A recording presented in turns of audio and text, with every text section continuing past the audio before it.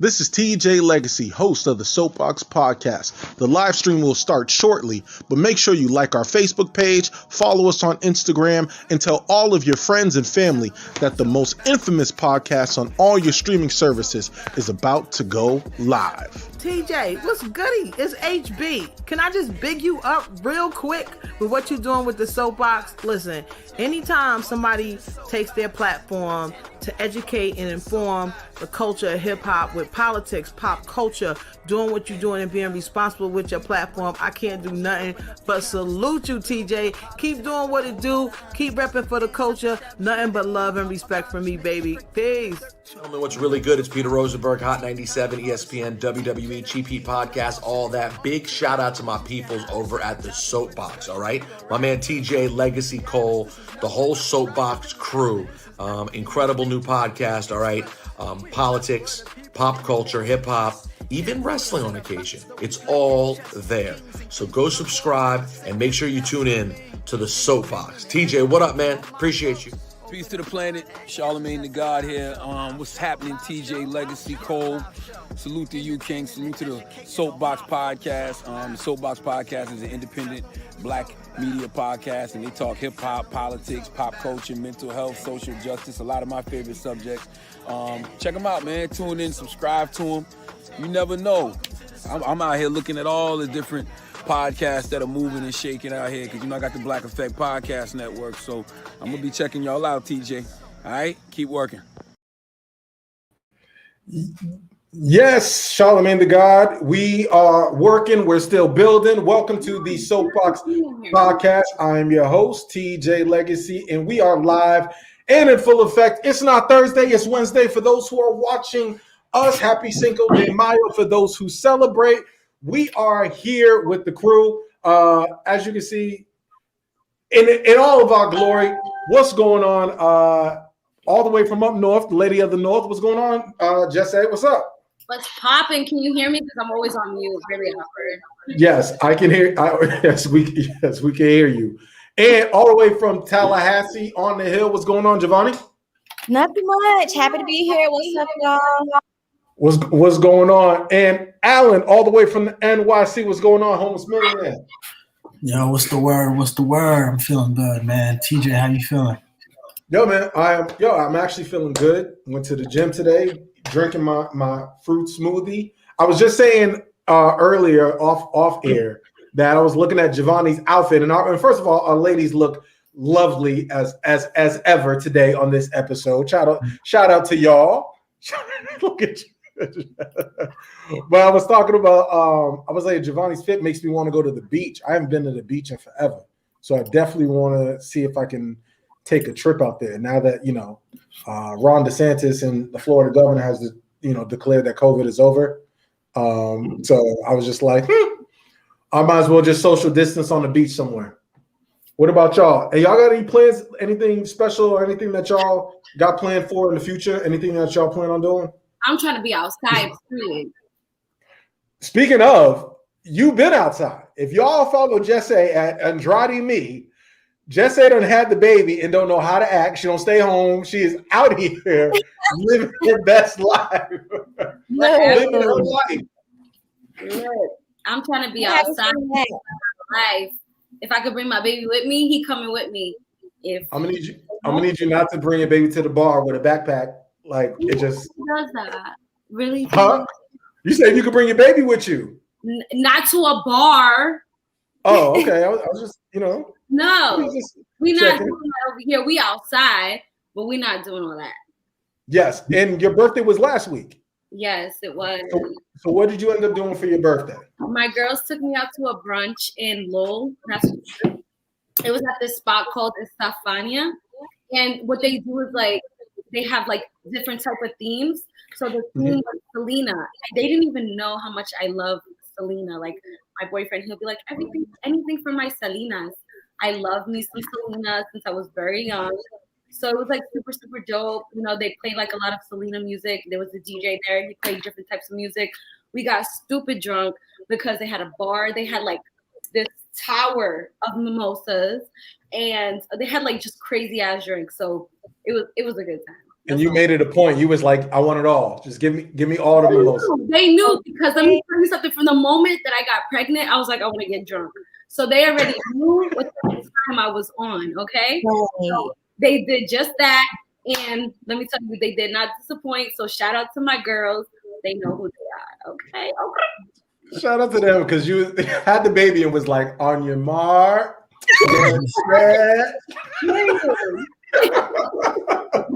Let's go. But that's good. That's good that you I know that feeling, Jess. I know the feeling. Girl, you know. and Javonni, what's going on with you? Session is over.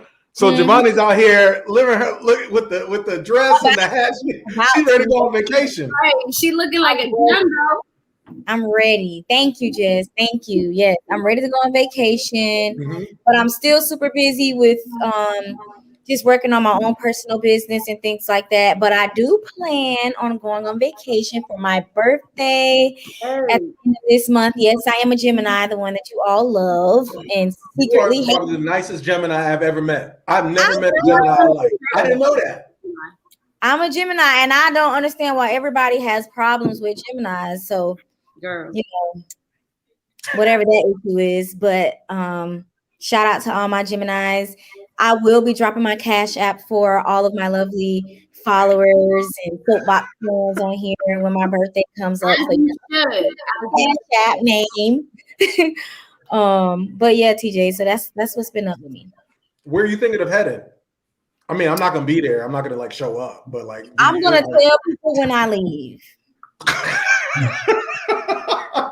like that. Okay. Yeah. Real G's moving silent. Knowledge, yeah, you know, because I don't need nobody popping up.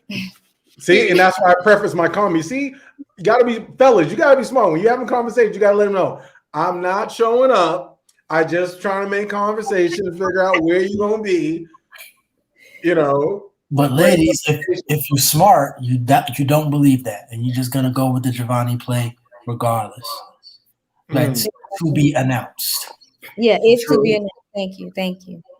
What about you, A? I know you've been on the cleansing diet. It was veggie, all vegan diet. Then it was all water. How's that going? Yeah, it's been going good, man. Funny story. I am extending my vegan journey 2 more weeks. I had to break it today because, long story short, I accidentally, and I know y'all not gonna believe this, I accidentally got sent a margarita pizza last night. So no, I accidentally get sent a pizza. So let me tell you. So I ordered. So what I was craving like some sort of sandwich. So I have a vegan spot that I order via Uber Eats. So I ordered. It was like a Beyond Meat Italian sandwich, and like there's vegan mac and cheese empanada. That's what I ordered. An hour later, you know, they drop it off on my doorstep, social distance. I open my door, and this a big, huge box. So I have so many questions at that point. I'm like, first off, did the person not even see what they were supposed to get? Because there's no way you can think that a Beyond Meatball sandwich would look like a pizza box. So I call the place. I say, hey, I ordered all of this vegan stuff. You guys sent me a pizza. There's nothing I can do with it. It was like, you know what? Yeah, we had an Uber person came in here, took everyone's orders. We just got 5 back-to-back calls. Just order the cheapest thing on the menu. We'll reimburse you and send you what you were supposed to get. Cool, that happened. So now I'm taking a poll amongst my close friends like, yo, now I have this unaccounted for margarita pizza. And I don't know what to do with it. That was God. So I, you know, so what I initially was going to do is I was going to like just give it to the next delivery person that was delivering the vegan stuff. Like, yo, if you want this, the reason why you're back here is because y'all fucked up my order. You can have this pizza. I didn't do it. Everyone said nobody's giving away pizzas like you Nino Brown. Like you Long story short, everyone told me that no one's gonna take the pizza and just eat the fucking pizza. And so today I ate the pizza, and tomorrow I'm back vegan again. Wait a minute. Wait. Oh, so last night you did have the vegan food. Yes, because I was holding out. I'm like, yo. So instead of just throwing away the pizza, you ate it. Yes. Yeah, it's hard to throw away food too. Yeah. So you know what's funny is because he was probably just chilling in his spot, and that vegan and that margarita pizza was just like, come on, Alan. Me. I fought it off. Like I even fought it off last night. I didn't even eat it. And then I woke up this morning like, there's no way that I can just throw out a fresh margarita for free. For free. Margarita pizza is no way that I can do this. This is not how I was raised. This is not the man that my mother groomed me to be. Exactly. I'm mad at you said that you started off your comment that you were forced. That is nothing about that story. You were forced to do nothing. I was forced by the starvation ratio in the United States. I did not want to throw out the food. Yo, did y'all hear that there's a chicken shortage? Yes. What? Yeah, they've been saying that for some minute ever since Popeyes dropped on film. He said that. She said she got hers. He said, y'all ain't hear that from me. But the commentary for the people not watching, just saying he has a nice wing. But you know what? Yeah, this didn't happen in Trump's America, but Biden's America. There's a chicken shortage. There might be there might be a conspiracy in that, so to speak. Like, how does that happen? TJ, I like Biden, just so you know. He was getting some tacos and enchiladas, and he talked about how he don't really know what Republicans be doing. And like, I'm really feeling he was doing what? He was getting tacos and enchiladas, and they asked him something about something, and he was like, I don't know what Republicans be doing. I don't know about that. And you know what? I was like, you know what, Biden? I like you. Besides the stimulus you gave us, I like you. That's your requirement for president? He gave me money, and he eats tacos. Period. sounds like a swell guy. Period. Listen, sounds like a Tinder profile to me. Right. Give me money and feed me tacos.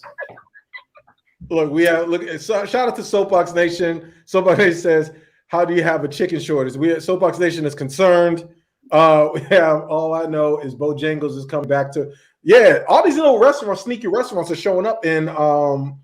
Orlando's got the largest White Castle. I was gonna say that's in not the country. So sneaky. Yeah. Y'all got a White Castle? I don't think. I've never had it. Had a White Castle. Not that I know about. I've never had White Castle. I don't know what it is. If it's anything like Crystals, then it's nasty. That's what it is. It's like what? I said it's not that deep. That's what it is. Not that deep. It's not like I heard people were standing in line for hours. Yeah, it's like Crystals Premium. Put it that way. I don't know what that is. So essentially what and I think a lot of Orlando is. Yeah, so and I think the majority of the hype around it is just nostalgia. You know, a lot of people from Central Florida aren't actually from Central Florida. They're from the Northeast, and White Castle is just something that we kind of grew up on. So it's more nostalgia than quality, I would say. I haven't had White Castle in years. I don't have nothing against it. I just am not that drunk. I lived right down the street from a White Castle when I lived in Brooklyn, and I never had it. Never. So to this day, I don't know what White Castle tastes like. But Claudia, they're saying that I always assumed that it was like drunk food. There's certain food that just tastes better when you're drunk, you know, and you just kind of scarf it down. It sucks up the alcohol, and then it is what it is. Like Checkers. Checkers is drunk during the day. I don't eat Checkers during the day. Checkers is drunk food for sure. But Checkers is drunk food. Them fries is hitting. Them cheese. The fries is hitting, but the fries gotta hit afterwards. After you get out of the club or you've been drinking, it tastes much better. And fries is stiff. I can agree with that. There's certain food that definitely tastes better when you're drunk, but I've had Checkers sober and it was bomb. I even here in Massachusetts, they don't have a Checkers. They used to, I think, but they don't have one here. And I buy Checkers fries frozen and I fry them and they're bomb while I'm sober. Just saying. You freeze your Checkers? No, like they literally sell Checkers fries in the freezer. That's not the same. For some reason, it's not the same. Checkers fries at Checkers. You think I got to get the whole Checkers experience. First of all, I got to be in that long ass line. Okay. Right, just so that the hunger and the alcohol can continue to slosh, and then I gotta have the rude girl at the counter. It's like, is this your order? I gotta get the full experience with Checkers. Listen, you gotta get the window and still say, how much is it?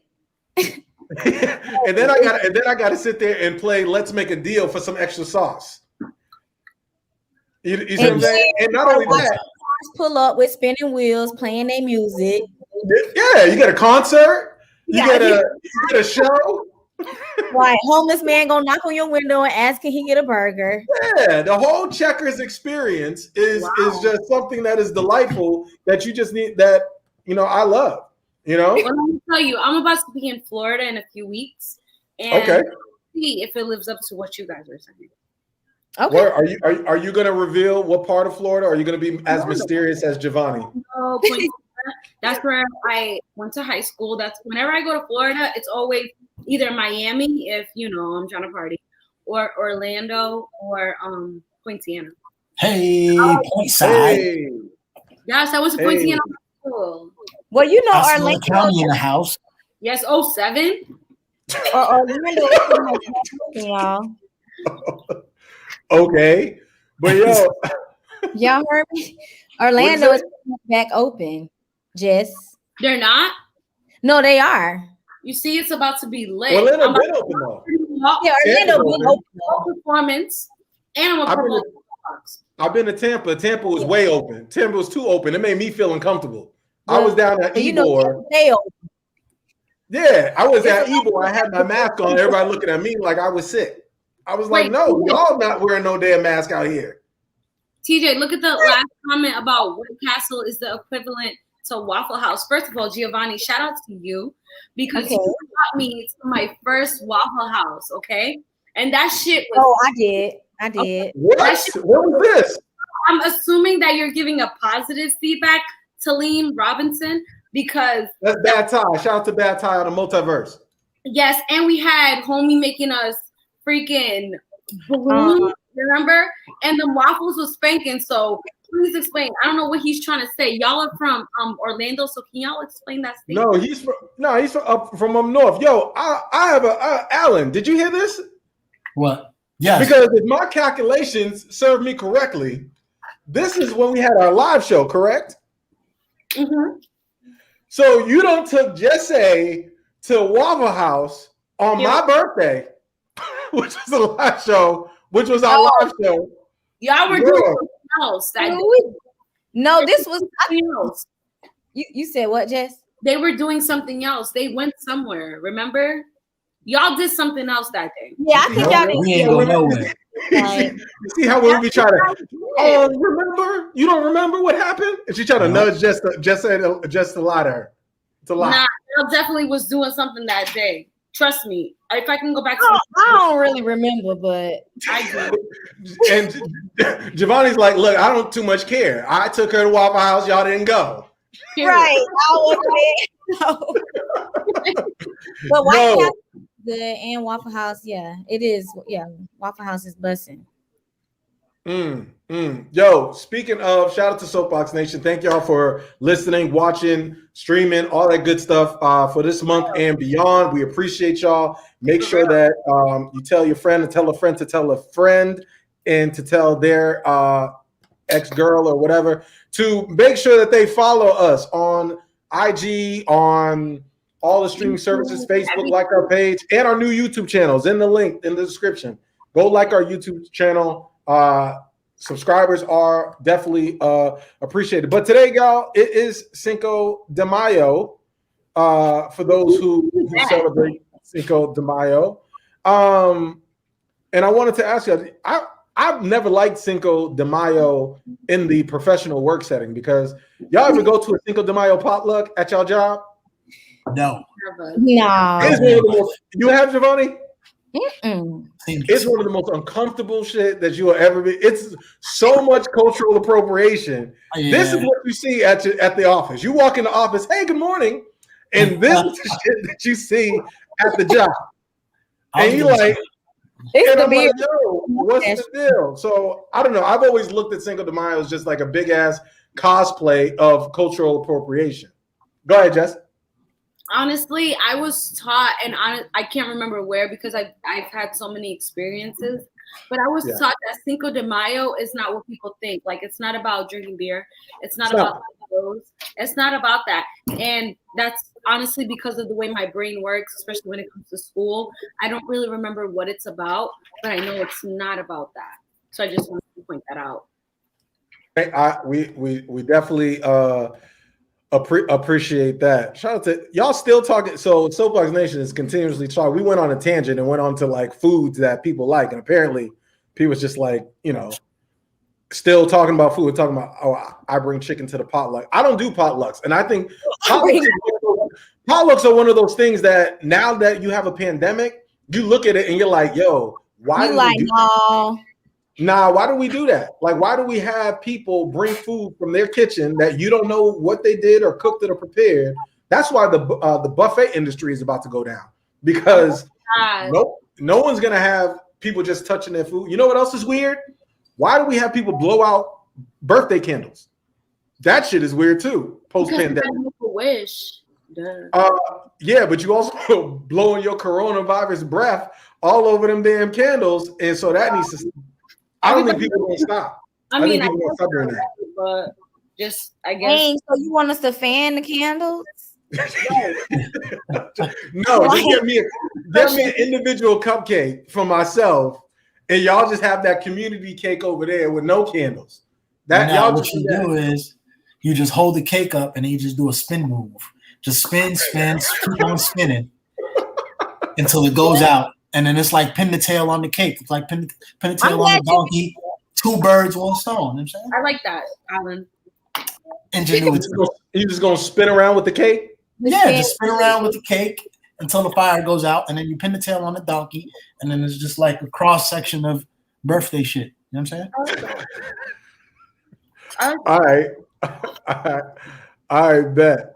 Yo, did y'all speaking of, we have a new person that has joined the tribe of the Big Brother tribe. Did y'all see the story with Will Smith? Will Smith came out on some body positivity, and this is how Will Smith looks like. Look what he looks like right now. Hey, so for those who can't see, he look like Will Smith got a little gut. I don't know what the problem is, but okay. Will Smith got a little gut. He's not as toned as he was in the movie Ali or whatever. But you know, he's not at his physical peak, but he is determined. He posted that picture, and he's determined to get in shape. And he made an announcement and posted that picture. And now I guess Will Smith is the poster child for male body positivity. Period. Wait, time out. That's not fair though. Honestly, let me just say something. I love Will Smith. My kids will tell you that I watch Fresh Prince every single day, even though I know like practically all the episodes. I love me some Fresh Prince, so shout out to Will Smith. But I think Fresh Prince is overrated.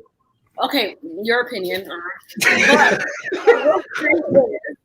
But didn't Rihanna before this? Didn't Rihanna like have like models who, or maybe it wasn't Rihanna, but from my memory, which is all. Yes, it was. She did plus size models. She did, right? So, right. I mean, I would say like she kind of, I mean, I don't know who started it, but I definitely you started it. Okay. But I definitely feel like Rihanna definitely had like a role in that as well. But you know, like shout out to Will Smith for being comfortable in his own skin, because in this day and age of social media, everybody is picture perfect and everybody, that's how you're supposed to look. Me personally, I can speak to that because I just had a baby, right? 2 months ago. And I'm already like, damn, like I need to do something. Like the gym ain't really working for me. Like, you know, I need to do something. You know what I'm saying? But you know, listen, but you know why? It's because of social media. social media plays such a major role in the way people look at themselves, especially women. Yes or no? Yes or no? True. Look at all the major platforms as far as like fashion goes. Everybody's body is like picture perfect, and in reality, we don't all look like that. Not even the Instagram models look like that. I was gonna say, like the women's bodies that you look up to, thinking that you want to look like that, don't even look like that. I've seen them outside, and they're unrecognizable.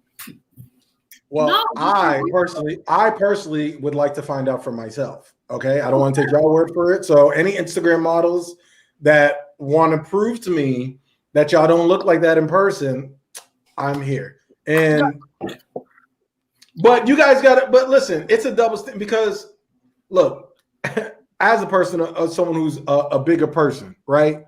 Like there is no space for.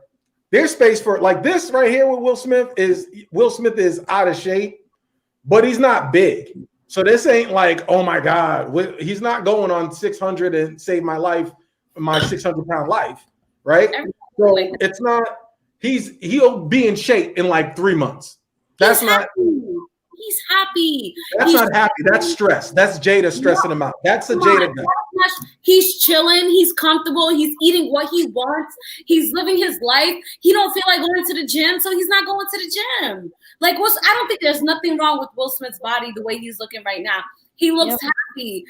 We're not going to do that. Well, I would say this. No. The only thing I would say outside of the fact that I thought someone leaked my news when I was like scrolling and saw this picture. I was like, they got me. They finally got me. God damn it. You identified yourself? Yes. I was like, oh, that's me, ain't it? So, but outside of that, I mean, he's kind of like actively telling us, yo, this is the biggest I've been, and I would like to make a change. So in my head, that means that he's not happy with it. You know what I'm saying? Like he's making a conscious effort to change what he's seeing in the mirror. Alan, he's not happy because of social media. I don't think so, though. No. That's what I feel. If social media was displaying that body as like, oh, this is more sexy because this is that, he would have been fine with it. But that's not the norm on social media. Here's what I would say, though. I can guarantee you that he's living his best life. He's eating whatever foods he wants to eat. Okay, he's eating whatever he wants to eat. And he's living his life, period. But because social media tells you that that's not what you're supposed to look like, he's going to say, I'm not in the best shape of my life. He looks normal to me. I'll let you go. I think that Will is comparing himself to himself. Yeah. I think that's where the insecurity comes from. I wouldn't even say insecurity. He hasn't expressed insecurity. He said that he wants to get back in shape. So as a person, as Will is a person who's been in fairly good shape for over a decade now, even if he's just comparing himself to his body when he was playing action heroes, when he was playing Ali. If you're used to seeing that every day, that's going to be ingrained in your mind more than social media, because you are your own body goals at that point, because you have a point of reference of where you were and where you could be and where you are at now. You know what I'm saying? Ask anybody who's been big and that is now skinny. They will choose being smaller and healthier every single time. Ain't nobody talking about, oh, I'm big and I eat whatever I want and I'm just cool and happy. That's the biggest myth and the biggest lie. That's a lie. That's a big ass lie. Because them people. I'm gonna have to disagree with you. I'm gonna have to disagree with you respectfully. I'm not only a client, I'm a president. Like, I'm just letting you know. Like, I'm telling you this respectfully because me personally, right? I just had a baby. Prior to my baby weight, I was a bad bitch, okay? My booty was looking really good. My stomach was slim. I was really good. I was very confident. Now I'm not that same Jess. Like, I have a pudge because I just had a baby, okay? And, whatever. But I'm eating whatever I want to eat. Mm-hmm. I'm feeling myself in that aspect. But when I'm eating and I'm chilling, like, I'm happy, right? But when I go on social media and I see all these other girls and I'm like, damn, like, they're slim. They got big asses. They got a slim waist. I'm like, damn, like, it's only in that moment that I'm unhappy with myself. But when I'm eating the food that I'm eating and I'm enjoying it, I'm happy. I don't give a freak. I'm happy with myself. But the moment that I go on social media and I see other chicks, other Instagram models, and the way that they look, that's the only time I feel unhappy. But what about when I'm eating the food that I like? I really do not care. But what about that in between time though? Don't mistake comfort for some. You're mistaking you being comfort. That's comfort food. Like you're eating your comfort food rather than being the best version of yourself. And let's look at it like this. Hold on. But listen, let's look at it like this. When we talk about males, the reason that you got a lot of these men with these images is because that's what women want to look at, right? Michael B. Jordan is not the best. Michael B. Jordan is not the best actor, but he gets roles because they know that he has a mostly women want to look at him. It's the truth. Like there is a bias between people who are smaller and who are bigger. Look at Big. Point of reference. I was just about to say, all the big black men that you see is either wrestling or doing something violent, or they're rappers. You don't see no big black men. You don't see no big black men in the media. I'm probably the only one. Big black men and me and Roland Martin. That's it. You don't see. Wait, you and who? Roland Martin. I wouldn't say that. Roland's big. There's plenty of bigger people out here these days, especially men, that don't display themselves like that. There definitely is. Even if they're not putting themselves out there on social media, they're out there. And just because, like, for example, Martin Lawrence, like, he's not a hefty dude, but he's definitely bigger than what he was when he was playing Martin. You don't think he's happy, like, when he's eating? You don't think he's happy, like, when he's family? No, I think he would. I think if you had a choice, which a lot of us do, if you had a choice to be either bigger or smaller, you would choose to be healthier every time. It's your mindset. Period. I would choose to be happy without the stereotypes. Hold on. I wanna. But my thing is, who creates the stereotypes? It's not men out here. Media, rap music. I mean, sorry, not rap music, but music in general. Okay, music, social media, those are what creates the stereotypes. Because when people are seeing that, if people are constantly for example, Fashion Nova, look at all their models, except for now that they created a Fashion Nova curve. Even then, look at all the models. Those are what people for women, though. We're talking about men. Look at what rappers are singing about, even country, whatever genre. We're talking about men. We're talking about men, bigger men. Well, we don't really talk about, you know what? We don't really talk about men in rap music. That's what we're doing now. All right, I'm gonna do it. Do what?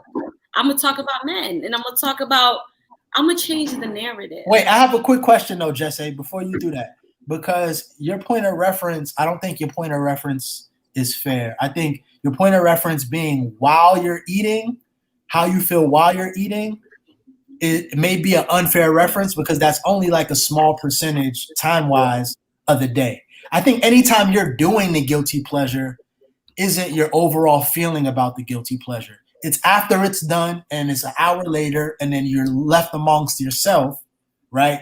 It's how do you feel about that? And then also, just like we can even kind of take away social media because that's also, depending on who you are, a small portion of your day. So it's not about what you're doing when you're doing the guilty pleasure or when you're feeling guilty on social media. Those are the two extremes. The bigger portion of life lies in the middle and how you feel during that time. You know what I'm saying? You see what I'm saying? And then I think that's where feel the way you feel.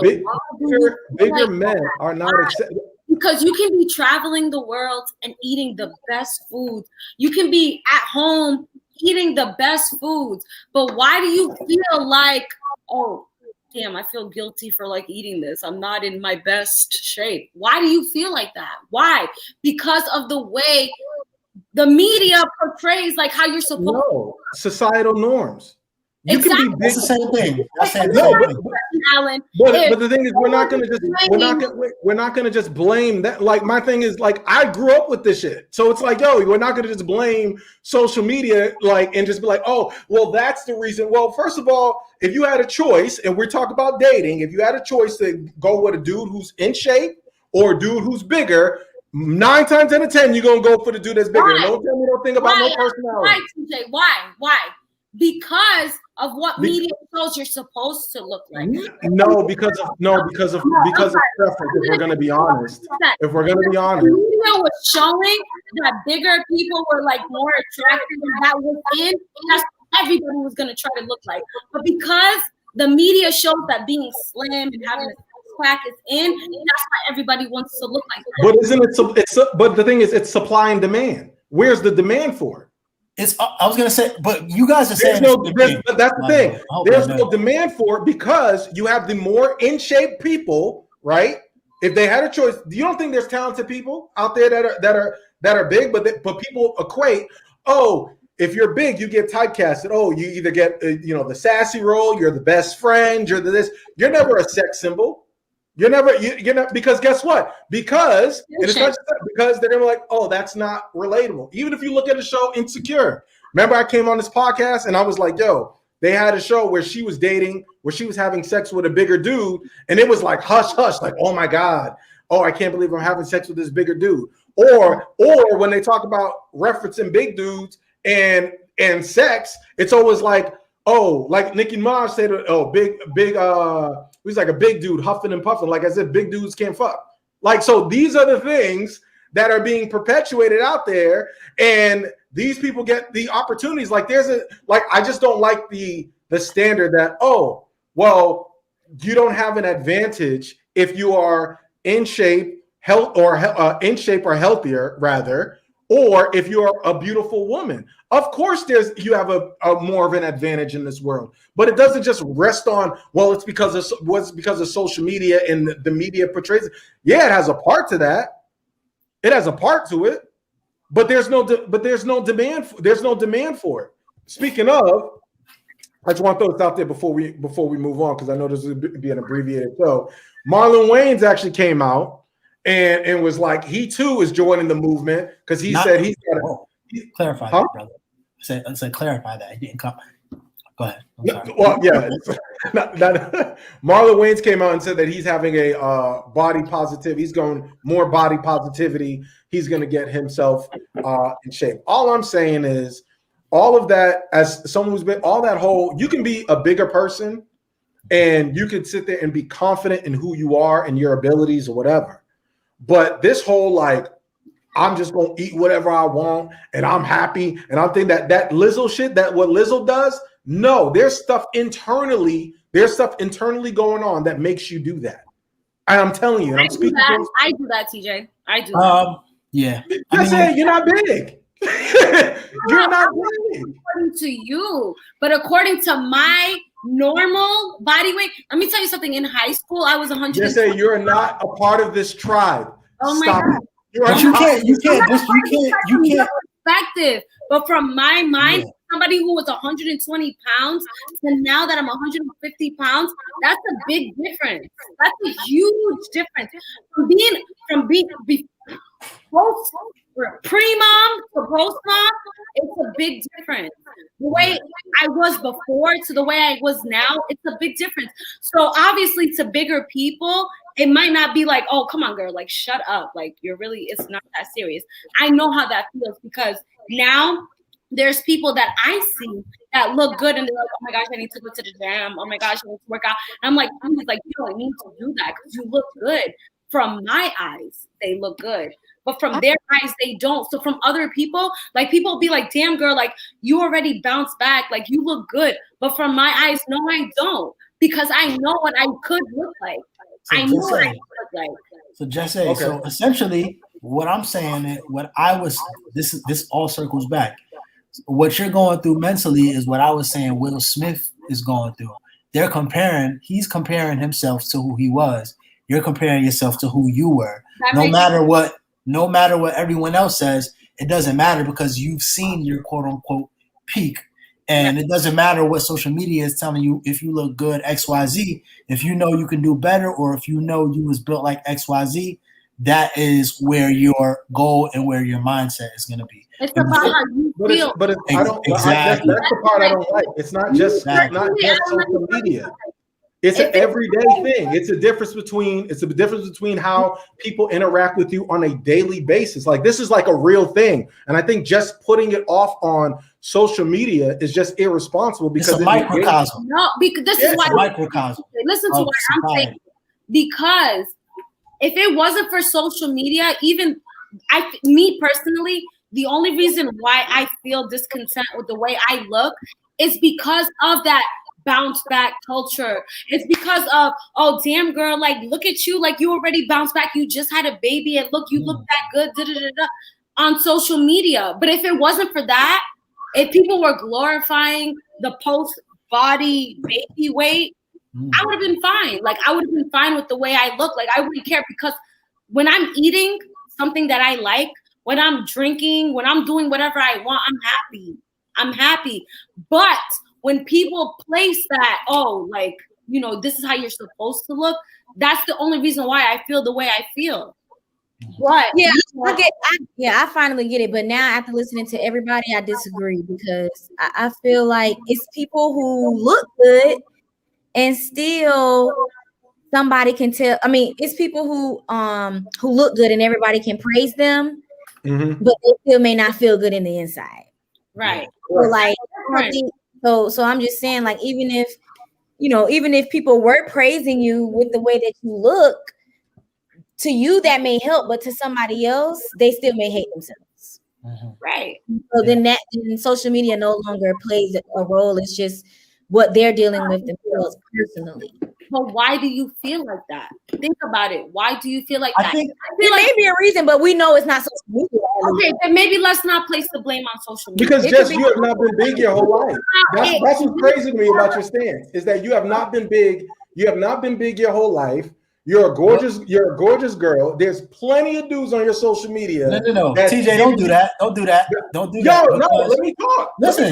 Let me talk. Because I let everybody talk, and I let everybody tell me as a big person, what the plight is of big people. That's what's crazy. We're not saying that. All I'm saying is don't invalidate what she's going through, because you know what it sounds like. No. But as a bigger person, you know what it sounds like? It's like when a white person is just like, yeah, I too am oppressed. I go through things too, and we're like, wait a minute, you look like somebody's after picture.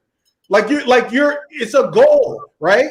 You look like somebody's goal. And I'm not trying to downplay you, but what I'm trying to say is it's the social media aspect of it. It's not about, well, because of social media. It's like this shit happens when you're bigger. It happens from when you are a child in school. Like it happens from that young. It's a psychological mind fuck every day about being big and being told that you're lesser than being big. Not because you had a baby and you're pregnant. There's spaces for that where people are like, okay, and yes, there is a bounce back culture. But when you are consistently big and you've been big your whole life and you don't rap, and you're not out here flossing money, you are not accepted by society, and it has nothing to do with social media. I'm telling you that. When you grow up, when people say representation matters, how much representation as a young bigger black man, there was rarely any representation for me to actually look up to. There's none. And then when we go into the dating scene or whatever, you are always told that you are lesser than. Like, so it's not just, well, because of, social media, but the demand is most consumers are women, right? So if you want to change the narrative, which you alluded to, Rihanna and some of these other folks want to do, then do it totally. But when you see the Michael B. Jordans and the Idris Albas and stuff, those are the dudes that get the shine. But bigger people are always put into this comical, funny type of box. That's what it's real. That's what it's really like. Like it's no. TJ, I agree with you. In order for you to want to get in shape, right? You have to do it for yourself, and you have to actually change your mindset. And you want to know a secret?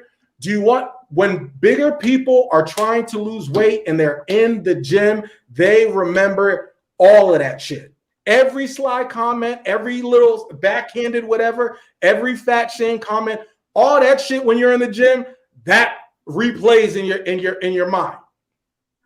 That it's the truth. So it ain't just like, oh, I went on social media and I saw a picture. It's like you're seeing what, and that's what these companies are seeing. They're seeing who these people gravitate towards, and that's the in shape buff dude. It ain't about just happenstance. There are people who have been big since birth and have go through this since elementary school, and there wasn't no social media back then.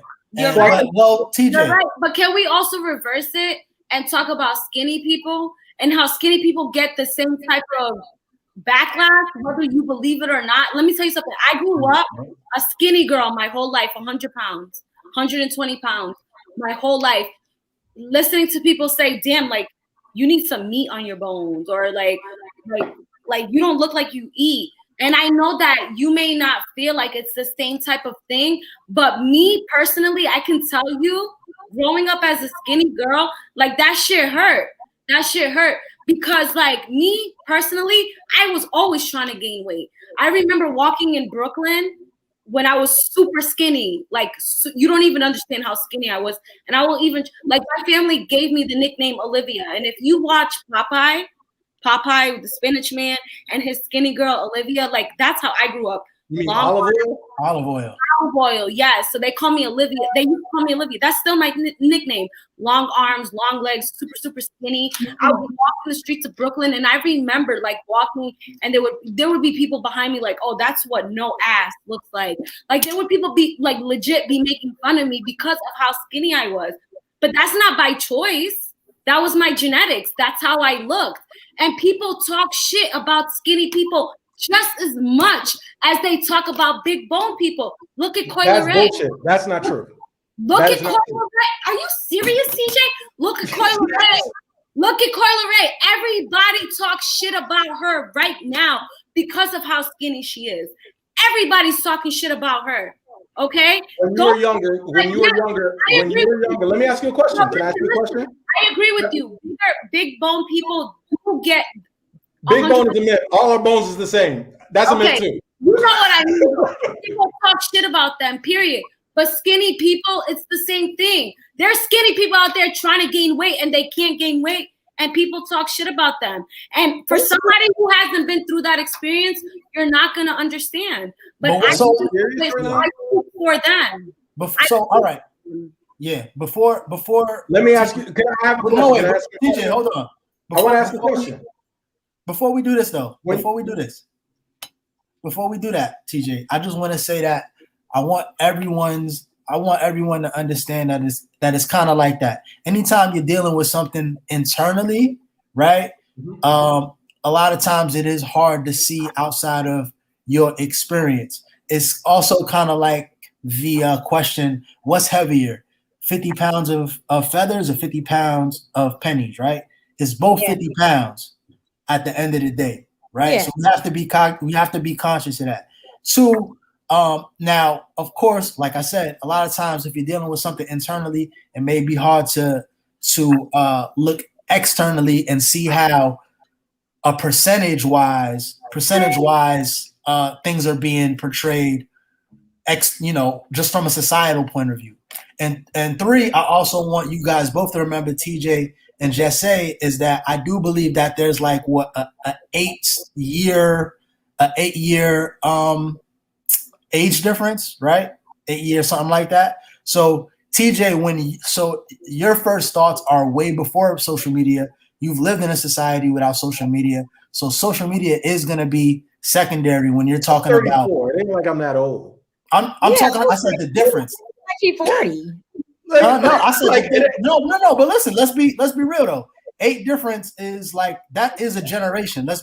So what I'm saying is your experiences are more. And who though? Huh? 8 years older than who? 6 to 8 years older than Jesse? Am I wrong? You stop it. I'm not going to sit here and let you act like I'm her senior. No. Listen to me get into my point. What I'm saying is that you have more life experience, being outside and the perception being molded before social media. No, right? I just did my whole life and I know what's going on. That's literally what I said. But what I'm saying is someone who is younger, who's, when you're saying social norms, social media is their social norms. No, my issue, and no, you're getting it wrong. My position with Jess is this. As much as you were getting teased, or you say you were getting teased for being skinny, you would choose being skinny 10 times over than being a big girl growing up. So the oppression and the name calling and stuff, it's not the same. The opportunities is not the same. You get passed over. Can I talk? Go ahead. You get passed over for job opportunities. You get categorized as lazy. Your work ethic ain't good enough. You can't do this. You can't. You're big. You're not healthy. You don't care about yourself. You neglect yourself. To say that someone who's smaller or who's skinnier is the same type of thing as someone who's big in this culture, in this society, it's not the same. I'm telling you, it's not the same. Well, I'll say this, that it may not be the same, like Alan was saying, externally, but internally, y'all could be going through the same thing. 100%. Like one person could be having. This is basically all bodies matter. That's what this sounds like. All feelings matter. All feelings matter. Yeah, all feelings matter. One person going through depression because their mom died, it could be a very similar situation with another person going through depression because they feel like they don't love themselves. I feel like it's still depression. No doctor is saying like, well, let me take precedent over the person whose mom died. And I feel like in a situation like this, society may have been saying like, well, let me take precedent as far as who we're going to body shame. It's going to be bigger people, or who we're going to oppress is going to be Black people versus white people, or, bigger people versus skinnier people, or whatever it may be. But internally, people could still be suffering the same. And that's all that I'm saying. Like, I feel like, your point is very valid. You feel like if you are a certain weight, you get treated differently. That's a whole different scenario than saying, but you can't feel like me because you're not me. What I'm saying, it's the same. But I can have those similar feelings like you. But the thing is if there's a culture and a system designed for you to succeed, that's the difference. It's just like when dark-skinned women say, well, a light-skinned girl will say, well, I'm too oppressed because I don't fit in with white people, I don't fit in with Black people, I'm light-skinned. But yet still, a dark-skinned girl will get passed over for light-skinned girls because of the European standards that we have in this country. And then when we look at that, and we look at the light-skinned versus dark-skinned, but the system is designed for one particular person to strive and flourish, right? So it's not. So both things. You could say. Can be true, though. You said what? Both things can be true. Like, yes, the system is designed for the fair-skinned woman to thrive, but I'm not going to sit here and tell her she can't feel the way she feels. No, but it's my responsibility to tell someone who's smaller, who is aesthetically pleasing to the eye, that the plight is not the same. It's just not the same. It's not. Like, there's certain privileges that you get for being aesthetically beautiful and being smaller than you would a girl who's grew up who was big. Like, it's just not the same. Correct. You may think it is because you've never actually been in there. But if you happen to have been in there and actually felt it, and you won't because you've actually never been hefty. If you have been, you would be like, oh shit, I can tell the difference. Nobody's not saying is that what you're saying, Jesse is saying the same thing. Like, you have no idea what it felt like for her to be skinny. And it's just like, you can't take that away from her. Exactly. You don't want to have an idea of how you felt about it. That's you. That's your story. You keep that. But you can't take away her story just because you don't know how. No, she can have the story, but just don't be like, oh, it's the same. And it's because it's not the same. Okay, maybe it's not the same, but both feelings are valid. Period. Correct. But, speaking of body positivity, before we leave, stretch my lips. Before we leave, and just in case you got people here that's not actually watching us, I just wanted to let y'all know that Javonni has mad shoulder out right now. Hey, I did see that. His mad shoulder. It's only one shoulder though. The lights have been shoulder. crazy. You know what I'm saying? The So lights you have know, been she crazy. moved. she ready. Yeah, as the kids say, she knew the assignment. Bone showing and stuff. Y'all talking about? I'm like, well, my bone's showing. No, she got it's mad collarbone, mad elbow. She knew the assignment, as the kids say. With the Kentucky Derby 5,000 hat. Right. Let's go. Up to Do you hear me? It's May. Yeah, and speaking of May is Mental Health Awareness Month for those who don't know it. And the Soapbox Podcast, collectively, as you can see, we all need to. We have committed to mental health awareness, making sure that we are all. Everybody is all good and healthy. Javonni is definitely going to hit us up with some definitions because we really want people to take this conversation to heart, not just in the month of May, but as you go forward. And this is something, as we do with domestic violence awareness, that we want to continue to promote and have conversations based upon mental health. So, Javonni, go ahead, take it away.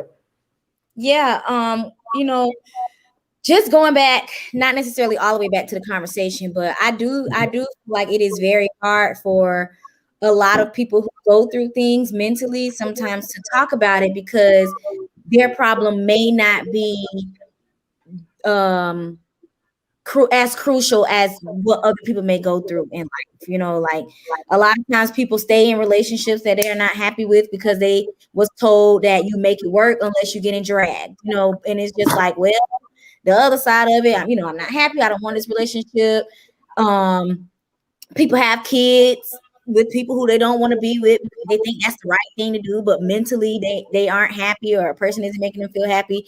So, and I just say that to say that, figure out what it is that brings a balance to your life, and you cannot compare that to other people's situations because some people's situations do carry more weight than your situation may carry. But if it is affecting your mental health and you feel like it is something that's bothering you, then you have every right to address that issue.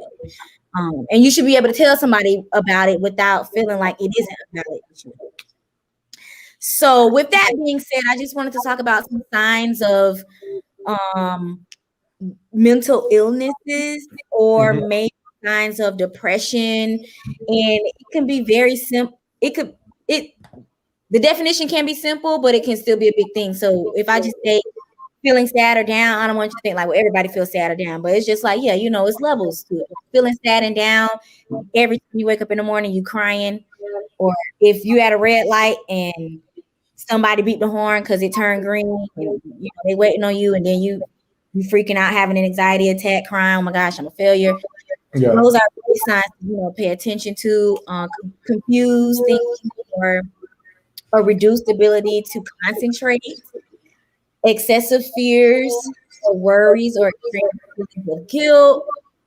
Guilt is a big one. I feel like a lot of people carry guilt, and not the guilt like I slept, like somebody saying, oh, I slept with somebody that was, high school type stuff, but guilt like I don't deserve to be on this earth because of whatever reason. Or guilt, like I made a mistake this one time and now I never can forgive myself. People really do be dealing with guilt. Extreme changes of highs and lows. You're good one day, you're not good the next day. People call you wishy-washy. Maybe it's not just your personality. Maybe it's really something going on that you need to try to release. If anybody is experiencing withdrawals from friends and activities, like you just all of a sudden shut down, or you feel like everything is everybody else's problem and not yours. And granted, here's the thing, and y'all can say something too about this, but I feel like, and I don't know if it's just, I feel like our generation, TJ, everybody has this idea that you can't be happy or you can't have the things that you want unless you get away from people. And if a person, they take too long to text you back, cut them off. Like everybody have like this attitude, like people not really for you and get rid of people. And I think it's causing a lot of relationships to end faster than they need to. It's causing a lot of people to feel like they have all these haters and all this type of stuff, and that's not really the case. Do y'all feel like that's generation is happening right now, where it's just like everybody thinks somebody is sipping haterade?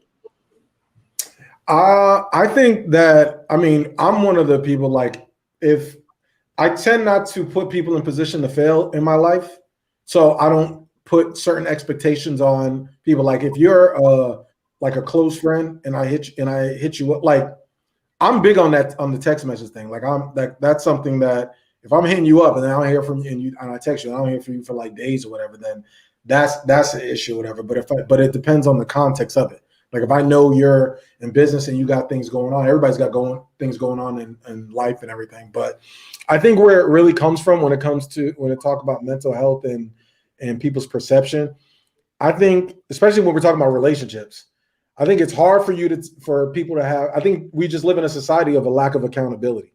Like, no one wants to be accountable to anybody.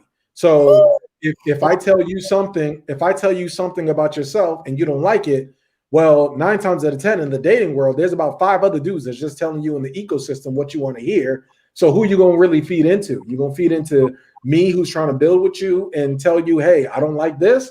Or you're going to listen to the 5 dudes that's out here telling you what you want to hear just so that they could sleep with you. And that's where people get into the problem. And we live in a society of instant gratification. So if whatever's in front of me is not giving me that validation, that gratification, then I'm going to avoid dealing with my reflection in the mirror. So I rather go and gravitate towards things of people that are going to, I guess, either validate me or to boost my ego.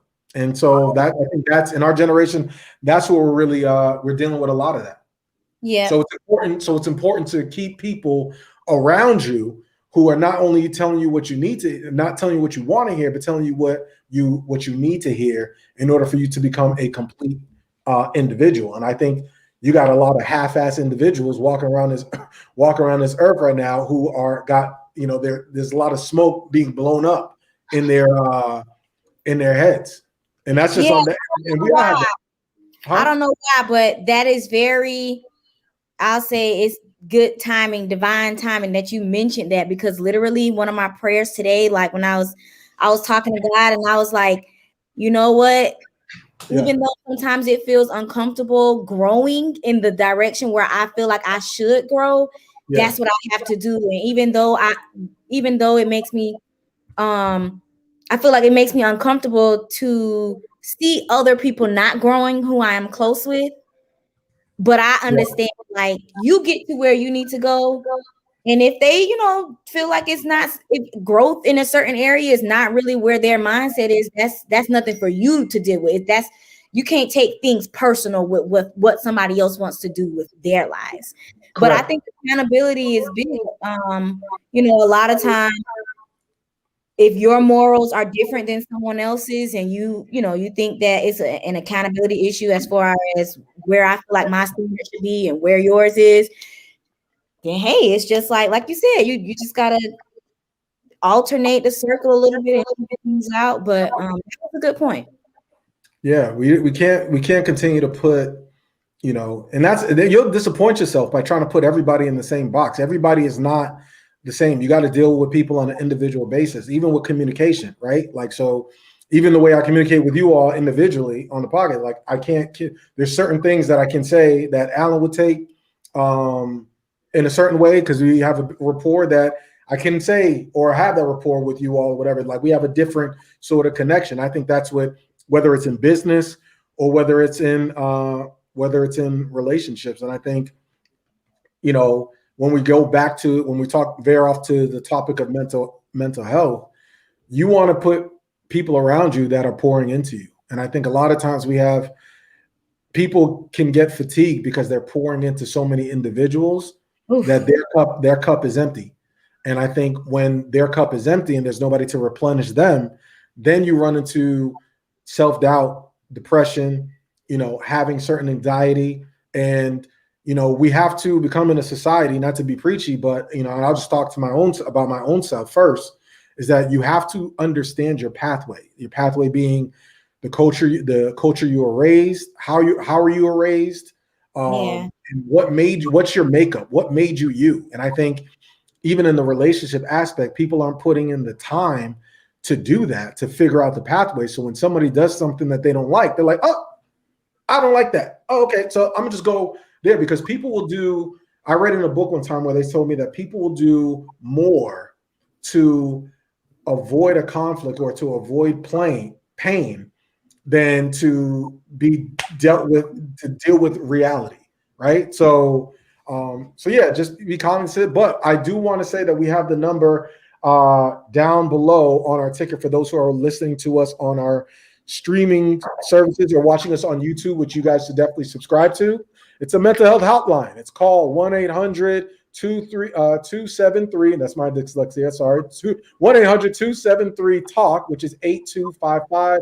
It's a 24-hour crisis center, or you can text MHA to 741-741. And if you need to speak with someone, they are there. Make sure that you're, and also there are a lot of mental health professionals that are also doing virtual coaching sessions online. So you don't, and a lot of them, here's something that people don't know. A lot of them are scale-based, right? So if you are unemployed, I know a lot of people are going through unemployment. It's based upon your income. So you may say, oh, I can't afford mental health services. Well, you can find someone who will do a Zoom call with you for an hour or 30 to 45-minute session that you would have to pay them based upon your income. You would just have to prove whatever your income is, and you'll be able to actually talk with someone. So that's something that I would implore people to do. I've talked to a mental health counselor. I've done in-person sessions. I've done other sessions, and it's definitely helped me a lot. I've done classes. Really trying to be committed to becoming a complete human being and a complete individual. And so that if you can have a healthy relationship with yourself, then you will be able to cultivate other healthy relationships with other people. Jesse. Does it also apply to like mothers who are going through postpartum depression? I don't know, but I'm sure that if you look up, so when I look up mental health therapists, usually when they have a profile, they show their credentials of what their expertise is. Like there are some mental health experts who their expertise is sexual identity, right? And I know we didn't get a chance to talk about that conversation with Caitlyn Jenner and the transgender girls in sports, but there's like they talk about sexual orientation, they talk about adolescents, juveniles. So I'm sure if you just research hard enough, you will find someone who is tailor-made, and that's what it's like.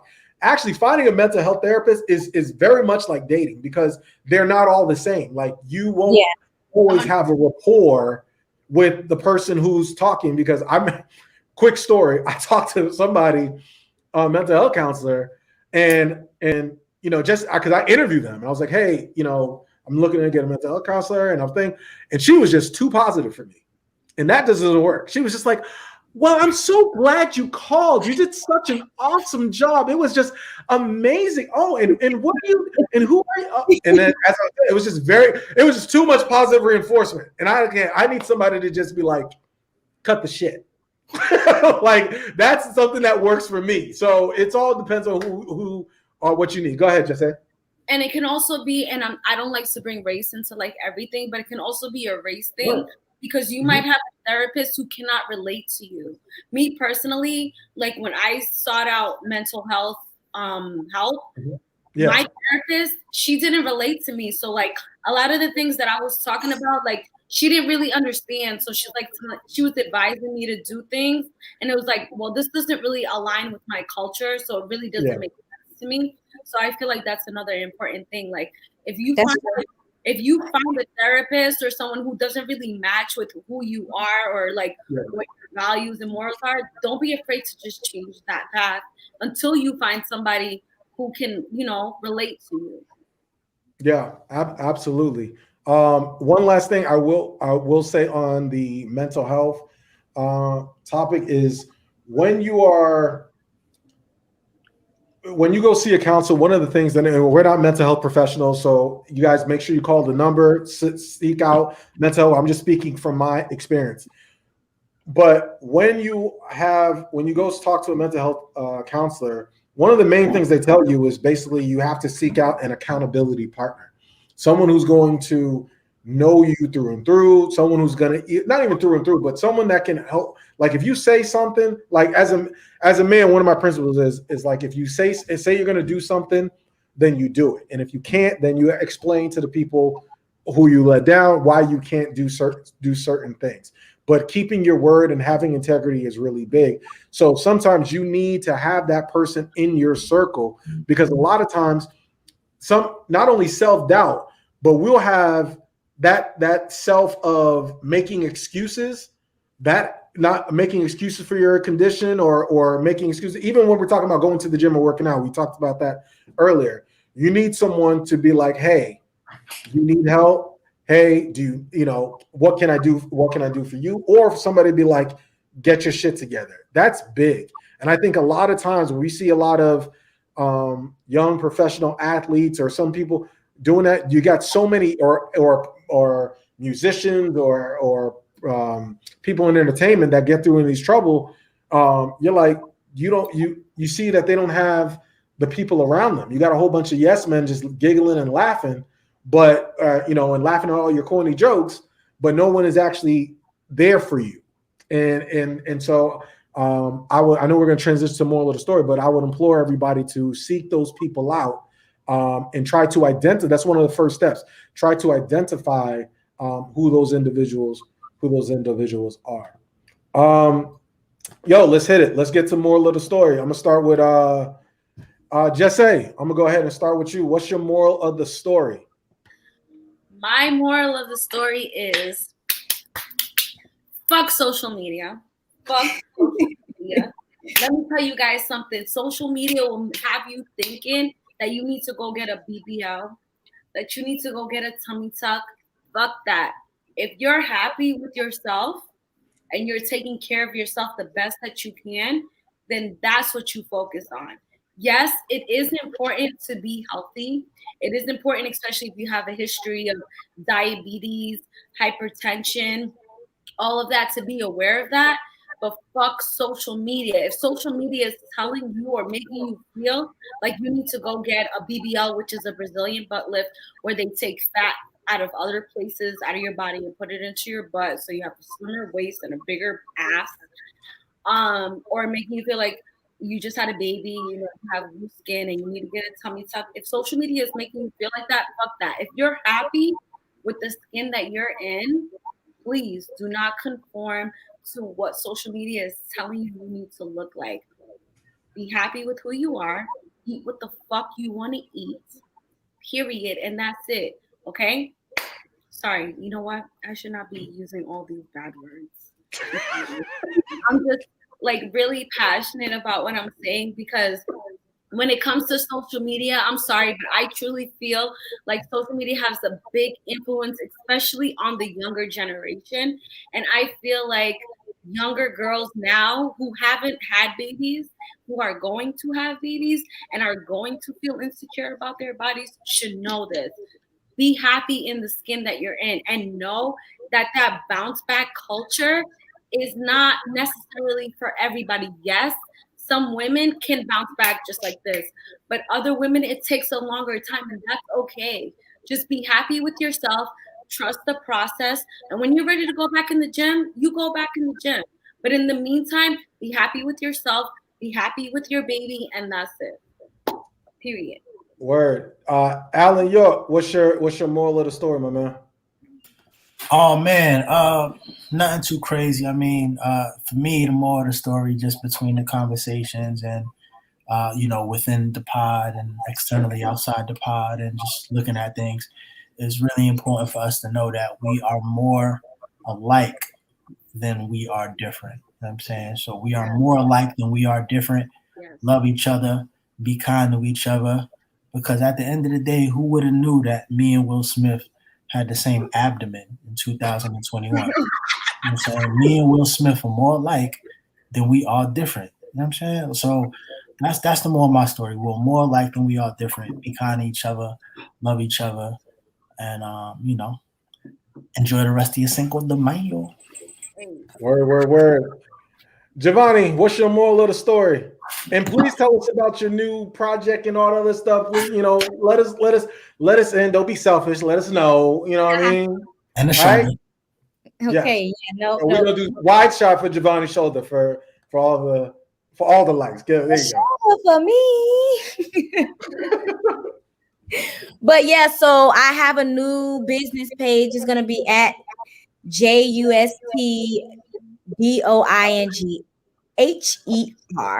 Just Doing Her official Instagram page. Literally just Doing Her official Instagram page. And I still have the Just Javonni page, but I decided to move over the business aspect of what I'm trying to do as far as making sure that women are just uplifted, inspired, feeling good about themselves, self-love, self-care, that whole routine.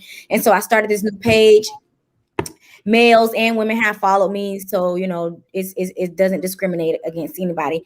But my moral of the story is a couple of things. Because I have a speaking engagement coming up this weekend, one thing to tell myself constantly leading up to that speaking engagement is to take time to myself and to own everything that I believe in and own who I am. And don't be afraid. Don't be afraid that when you start to grow and when you want better, or if you feel like, this is me, love it or hate it, all of that stuff. I feel like whatever side you want, own it. Be responsible for it. If you want to lose weight, do that. If you feel like, I don't want to lose weight, I'm good just the way that I am, do that, but own it and just, really just be able to embrace that part of you. So my moral of the story is to be own who you are. All y'all writers, hosts, readers, comedians out there, and you afraid to say it out loud like I am this, say that, because I am just Javonni doing her. Period. And it's, whatever it is, whoever I am, that's who I was called to be. A minister, speaker, writer, author, whatever. I'm gonna be all of that. And I'm not really checking to see who is against it. Word. Say shout out to Giovanni, damn girl. Look, all that wine. Look, that's my moral of the story. When you out here giving advice, talk about body shaming, and you eating chicken wings and wine, getting drunk. Okay, guess what? I'm happy. But I just wanted to say really quick, TJ, before go ahead. Before you end it. And put emphasis on the J. First fix the name, J. And then Javonni. Javonni. Shout out to her. I'm gonna smack you, TJ. Okay? I just want to say shout out to her, honestly. The hate crime. For the flawless skin, for the beauty within, inside and out. Her teaching ladies to love themselves inside and out. And let me tell you something. Putting yourself out there right now without a filter is really not easy. It's not. No, me being on the Soapboxx podcast. Shut the fuck up. Me being on the podcast right now without a filter, it's just not easy because literally I can tell you right now that I put out is with a what is that noise? I'm sorry. I actually thought I pressed the camera button, but I unmuted myself. Everybody's drunk. You did it. No. Yeah, my bad. Go ahead, Jesse. Notice the people who've been drinking. Every single thing personally that I put out there, it's so hard to be like, oh, I'm gonna post a picture without a filter. It's like, cause like you look at yourself. Me personally, I look at myself. Killing it. You be killing it. Okay. And I see myself in the mirror, and I'm like, damn, like I'm pretty, like I look good. And then I take a picture, and I'm like, ew, like this shit looks ugly. Let me put a fucking filter on it because filter makes me feel like what I really feel like I look like. You know what I'm saying? But with this podcast, we cannot put filters. No filters. We have to be our true raw selves. So with that said, shout out to Giovanni. Girl. Oh yeah, that's that Malbec talking. That's that Malbec talking. Javonni. For real. Javonni. It's the Malbec Put talking. the beep over there like Red wine. Shout out to her with her flawless skin, her beautiful energy, and I feel like what you are inside, you project on the outside. So shout out to my co-host. I love you, girl. And women empowerment and all that, girl. Do your thing, all right? Thank you. Can I do one more? Finish it off, because me and you gonna be fighting after this podcast. My moral of the story is make sure that you buy yourself a hard drive so that you can cut all the fat shaming clips that Jesse has said over the past. Oh my God! This is my time. This is my time for my moral of the story, please. Thank you very much. First of all, my moral of the story is, well, I want to make sure that we wish our co-host a happy Mother's Day, because that is coming up this weekend. So happy Mother's Day, and shout out to everybody. Make sure that you, hopefully you have, Jesse has started her Mother's Day already with her sipping wine and. But no, I will say this: we have some super women that are on our podcast. I wouldn't trade y'all out for anybody else, and I'm glad that we are back in full force, because as you can see, we're much better as a unit than we are separated. And I do appreciate y'all, and I hope that y'all take some time out to yourselves, relax, some self-care, and always some self-love. So, on behalf of the Soapboxx Podcast, Alan, all this other good stuff, we appreciate you ladies, and have a happy Mother's Day. My moral of the story, as far as it pertains to this episode, is this: simply, every day you need to work towards becoming the best version of yourself. And so whether that is and that's mentally, physically, spiritually, or emotionally. So if you but you have to do the work, right? And that work is only between you and you. It's really not social media. It's really not, any of these other factors. It's really between you, and you have to look inward. It's hard, gut-wrenching, difficult fucking work. I can tell you that. Yes. And it's not easy to put yourself out there. And I can speak for myself. Like, there's a lot of opportunities where there were times I felt like, yo, I want to be the face of this or face of that. There's nobody going to be, put a bigger black guy make them the face of their media, whatever. I don't rap. I don't do this. I don't have a whole bunch of, well, back then I didn't have money or whatever like that. So, but there you go. So you got to create your own niche. And give yourself sorry, didn't mean to interrupt. Well, it's okay. Everybody can talk during my moral of the story. It's all right. Everybody, let's just. Yeah, I was just saying, a part of that rebuilding process, you also got to give yourself some grace and recognize your growth and, the areas where you have seen improvement. Mm-hmm. And you have to and just, even though fixing up yourself is like work, how they like to call it, sometimes it's rest for some people. Sometimes it's the workaholics that need to cut back and be able to love yourself without that job or without that career, without the likes and the comments on your social media. So sometimes it's rest and understanding, like, people will be okay if you take a break and come back when you're ready, and that's a big thing too. So yeah, the hard work, but also the part where it's like you working hard for yourself and not for other people. Period. And who cares if you lose followers? Lose followers. Lose the ones who are loyal to you are going to stay. And then once you come back, them followers is going to come back full throttle. Period. Worry about you. 100%. Period. Oh, sorry, TJ. Did we just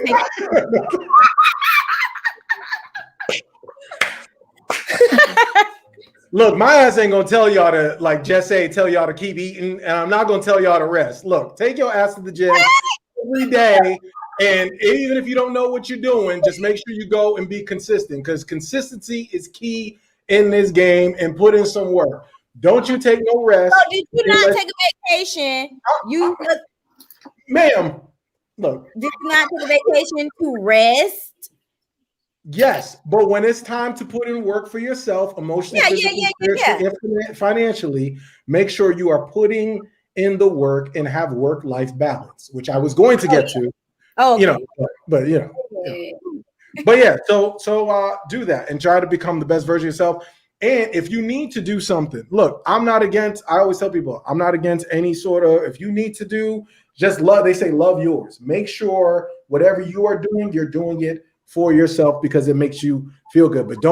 But any cosmetic or any sort of surgery or whatever, it only is gonna make, like, if you're a shitty person. We ain't gonna go there now. We ain't gonna go there. If you're gonna do cosmetic surgery, you want to do it. It's Can I finish? Anything else is because you want to do it. Can I finish what I was saying? Okay. Ladies and gentlemen, when they ask you to start, when you have a vision of starting, my moral of the story is this: when you have a vision of starting your own podcast, so many people say, look, it's so much easier just having the TJ Legacy Show. But no, I said no. I need co-hosts. All right, I want to hear their opinions all the time. I want to hear all their opinions. Oh no, let's get them all in there. But nah, for real, I love y'all. Look, like I said, moral of the story: put in the work. Make sure that you're doing what you got to do for yourself to be the best version of you. Everybody else said everything else I was going to say as they jumped in and chimed in, but whatever that is, go get it and just do that work. So for my enthusiastic co-host, which I act like I'm frustrated, but I'm really smiling inside and outside. I appreciate y'all. For Alan, for Jesse, for Javonni, Soapboxx Nation, for TJ Legacy, this is Soapboxx Podcast. We are out. Peace. Oh my gosh, I hate this peace part because I feel like